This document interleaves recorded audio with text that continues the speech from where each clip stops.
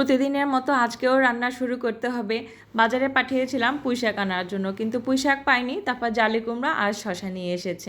তো জালি কুমড়া সেদিন খেয়েছি, আজকে আর জালি কুমড়া রান্না করব না, শশাটাই রান্না করব। সেজন্য শশাটাকে কেটে কুটে ধুয়ে নিয়েছি আর এখন রান্নাটা শুরু করছি। এই যে এক পাশে আমি চিংড়ি মাছ রান্না করব, সেজন্য মশলা ভুনতে দিয়েছি। আর এক পাশে আমি শশার জন্য মশলা ভুনা হয়ে গিয়েছে, এখন সেখানে শশা দিয়ে দিয়েছি। শশাটা এখন দিয়ে দেওয়ার পরে পানি দিয়ে দিচ্ছি। ওপাশে শশাটা রান্না হতে থাকবে আর এপাশে আমি চিংড়ি মাছটা রান্না করে নেব। চিংড়ি মাছটা রান্নার জন্য কড়াইতে আমি তেল, পেঁয়াজ কুচি, রসুন বাটা, আদা বাটা সব কিছু দিয়ে দিয়েছি। আর এখন এই পাশে রান্নাটা শুরু করব। ততক্ষণে কিন্তু পেঁয়াজ রসুনের কাঁচা গন্ধটা চলেও গিয়েছে। এতক্ষণ ধরে এটাকে ভাজতে দিয়েছিলাম, চুলার জালটা একদম লো রেখে এটাকে ভুনতে দিয়েছি। তো এখন আমি বাকি মশলাগুলো দিয়ে দেব। মরিচ গুঁড়া, হলুদ গুঁড়া, জিরা গুঁড়া, ধনিয়ার গুঁড়া, লবণ পরিমাণ মতো সব কিছুকে দিয়ে ভালোভাবে মশলাটাকে কষিয়ে নেব। তো এদিকে কিন্তু আমি রান্না করছি আর ওদিকে আমার বাচ্চারা খেলাধুলা করছে। তো আমি একটু একটু রান্না করছি, আবার ফাঁকে গিয়ে দৌড়িয়ে দেখছি যে ওরা কী করছে কি না করছে।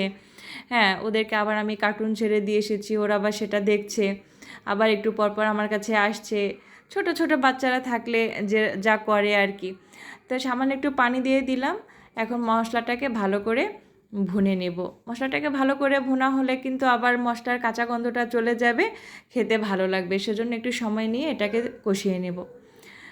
তা আমরা তো মহিলারা এভাবেই করি, একদিকে রান্না করি আর একদিকে বাচ্চাদের দেখি, সামলাই, ঘরের অন্যান্য কাজ করি। আসলে প্রতিদিন আমাদের মেয়েদের এভাবেই কাজগুলো করতে হয়। এই যে দেখেন, কথা বলতে বলতে কিন্তু মশলা ভুনা হয়ে গিয়েছে। চিংড়ি মাছটা দিয়ে দিয়েছি।